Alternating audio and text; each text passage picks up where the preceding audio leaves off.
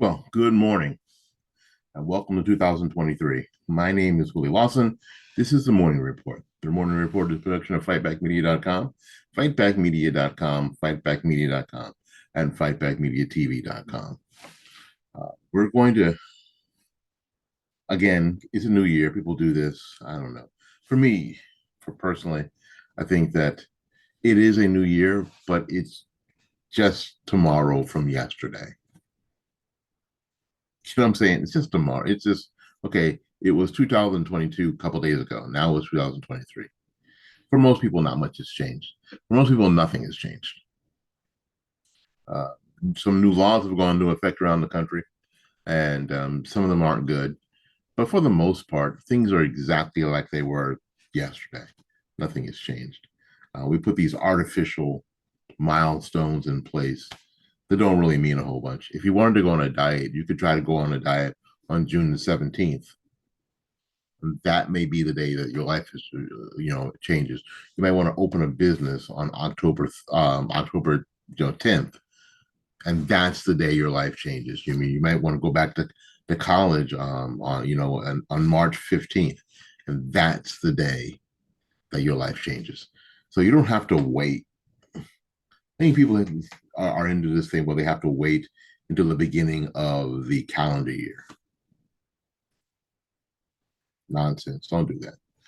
If you want to make a change today or tomorrow or whenever the heck you want to. All right. That's my spiel about the New Year's. But Happy New Year to those of you who care. It's interesting. I am reading a bunch. We were dark on last week, and I thought we would put up a video this morning.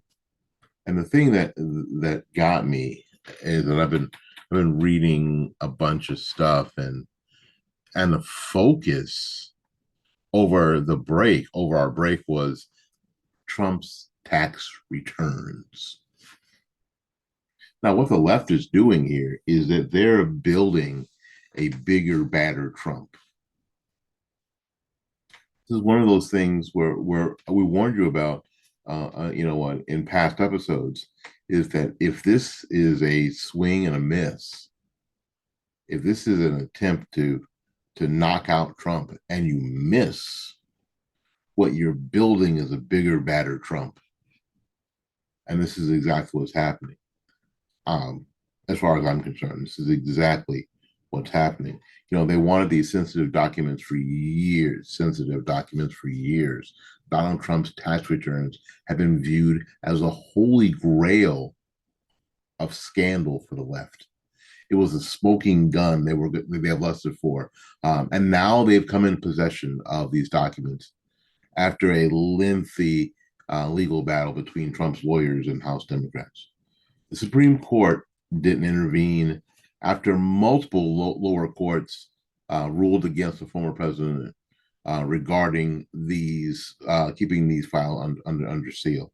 And for me, it kind of makes sense. Hey, listen, these are the government, and I always thought this. What do you think? You can write down in the comments. The government already had Donald Trump's tax returns. Already had them. It already gone over them.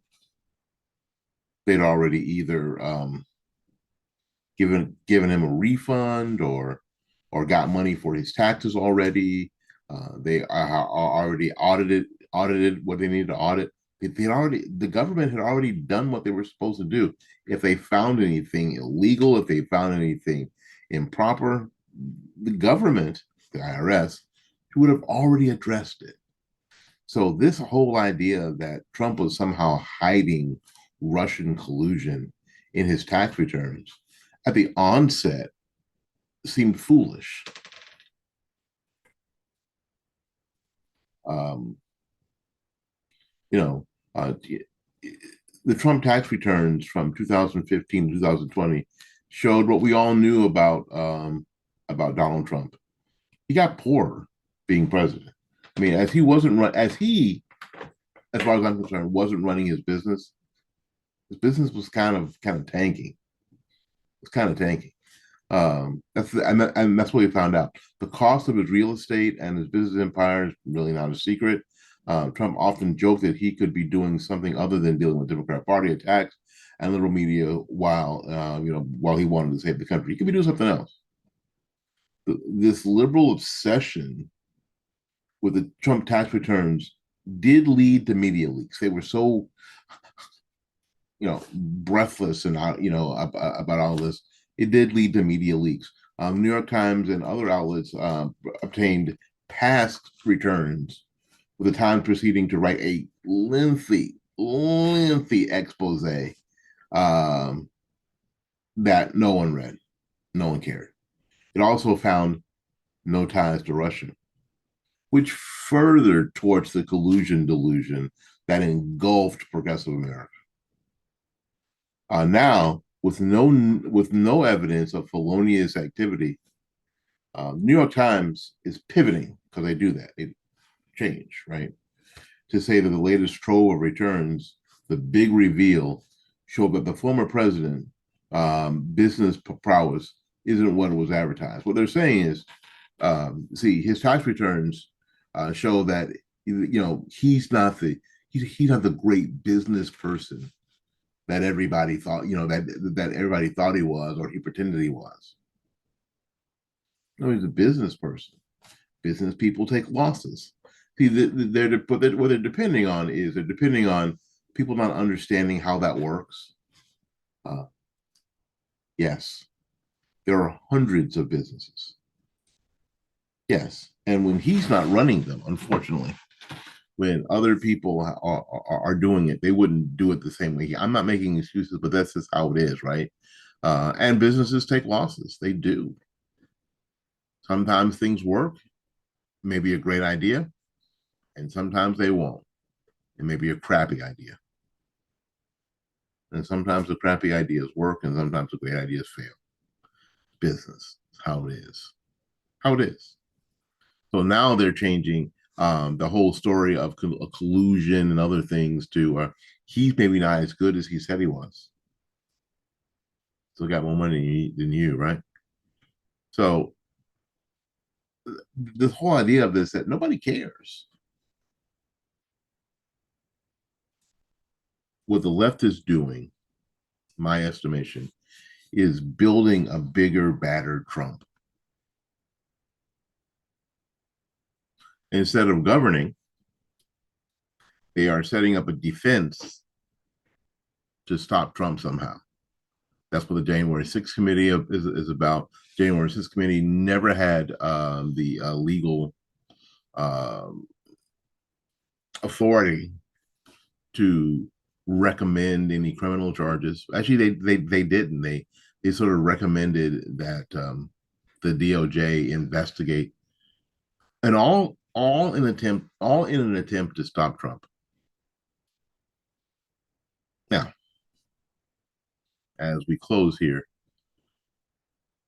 I'll be honest with you. I don't really care if Trump runs again. I don't care. I don't, if I get a chance to vote for him in the primary, I might, depending on who else is running, because I'm not a sycophant. You shouldn't be either.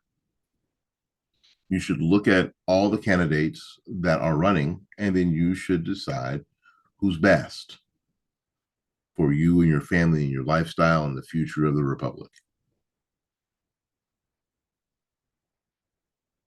I wrote a piece. I did a video a few months ago uh, that said simply, none of us owe anything to Donald Trump. Don't. You took a job. You had a duty to perform. You performed that duty. You did what you were supposed to. Thank you. Outside of that, I don't owe anything to anybody. You have to prove again, start all over again, to prove to me why I should have you represent me in the White House or in the Congress or in the Senate or in the state house or the state Senate or the governor's mansion. You have to prove to me every single time why I should let you represent me. And if we don't take that attitude, we will end up with a king. We will end up with a dictator. We will end up with what we have now.